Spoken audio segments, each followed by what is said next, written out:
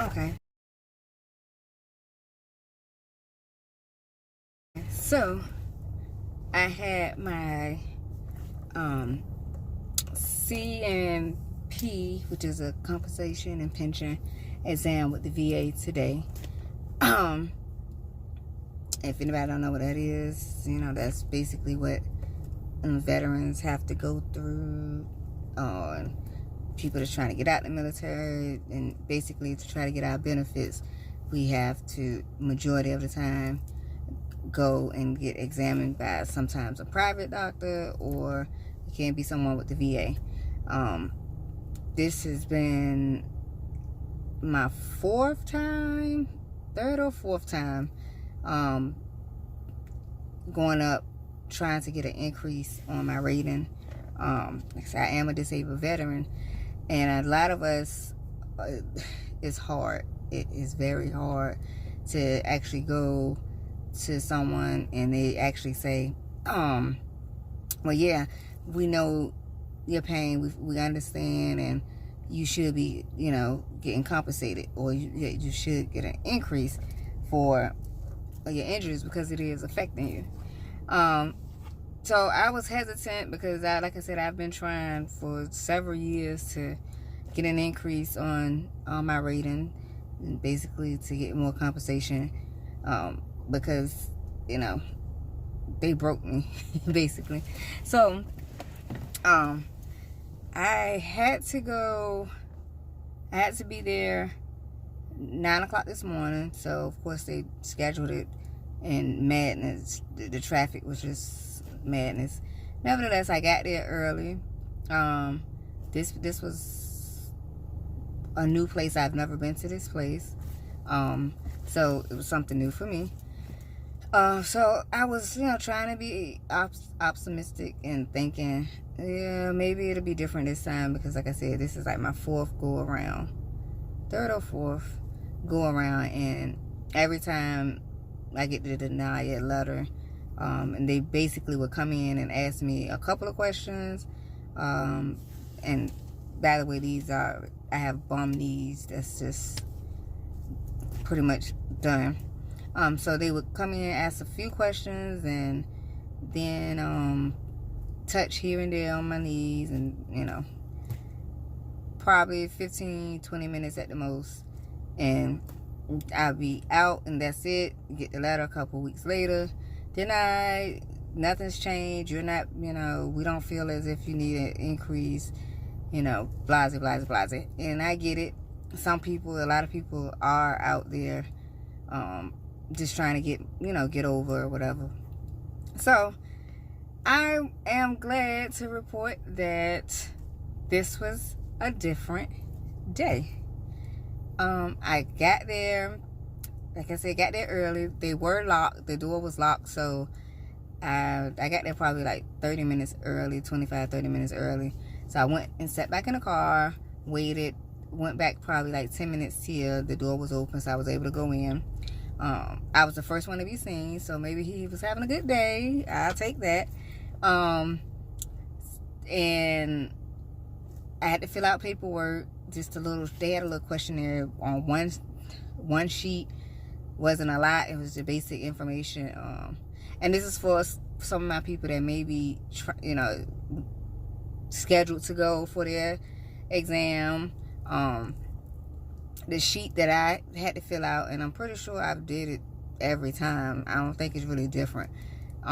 It's just basically ask your name, date of services in the military, basically how the condition started, and I pretty much put around the time that it started, how it started, excuse me, and what else did it ask? How did it start?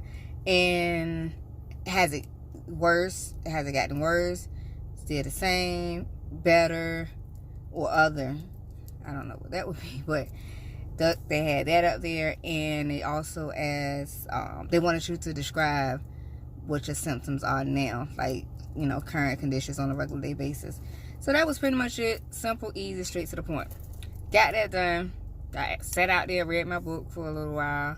Then he came and greeted me very friendly, which the thing that I do like is it's actually a doctor that came out to get me versus, well, I guess it wasn't, I mean, I won't say it's really bad, but most of the time they send out their assistant or someone else to come and get you. But the actual doctor came and got me. We went straight to his office. He already looked over everything, I guess, looked over the files, looked over the information that I wrote down. So he basically was repeating it back to me, and I was pretty much, you know, elaborating on the answers and things of that nature. So we sat back there for about 40 minutes, which was great. Like I said, this is not my first rodeo, so I was getting a good vibe from, like, he actually was listening to me. He actually wanted to understand what I was feeling. It wasn't just okay, yeah, we get it. He actually, you know, was showing sympathy, empathy, everything he was showing. So he was really into his, you know, job. It wasn't as if he was just trying to rush me and get me out like I've seen in the past. And some of it on my part, because like I said, I've been through this. So I made sure, I said, this time I'm going to make sure that I make them listen to me. It's not going to be a hurry up, you get out. So I kind of like made him engage more regarding my injuries. So the more I, you know, talked and gave out information, the more he asked questions, and, you know, maybe it was something that had slipped his mind. He's like, oh yeah, okay, so by the way, is this. So that helped. You know, I made sure that I made him engage. We had an engaging conversation. It wasn't just I didn't give just short answers, which sometimes you can go in and talk too much, and it kind of like get you off of the main purpose, which is I'm here for this specific injury. So you don't want to get off course of the reason why you're there, but you do want to make sure that they know that you're serious, this is what's bothering you, and you want them to pay close attention to detail about your situation.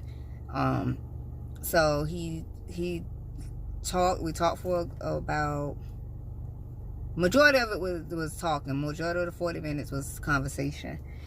And then he finally did his exam. So he was really nice, because a lot of them always made me get up and do this stuff that pretty much was painful. Like, I didn't, and if I already told you what hurts me, I don't understand why you would make me do it again and again. But I mean, I guess it's their process. But he was friendly. He said, well, I'm not even gonna make you, you know, stand. He did, you know, his checks on my legs, and he even let me feel some things. Excuse me. He even let me feel some things, and I'm like, okay, wow, I didn't even know that existed. So, you know, I like that he was, you know, paying attention to detail. And in the end, it all panned out, because he is recommending me for an increase. Like I said, I've been going back and forth for, I was originally awarded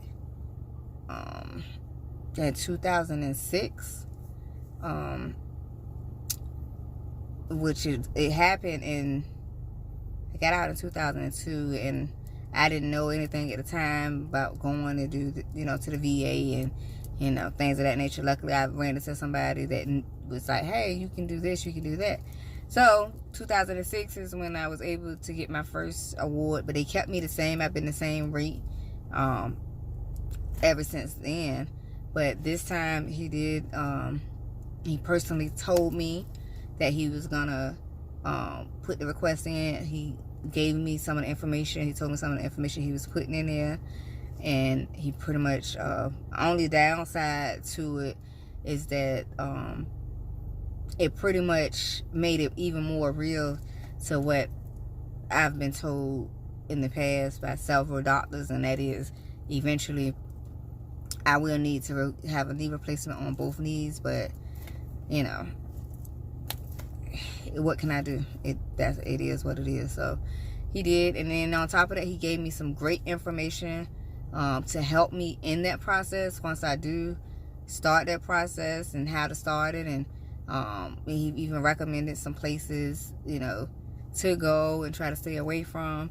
So overall, we always hear a lot of people, you get more negative about your C&P exams than you do positive.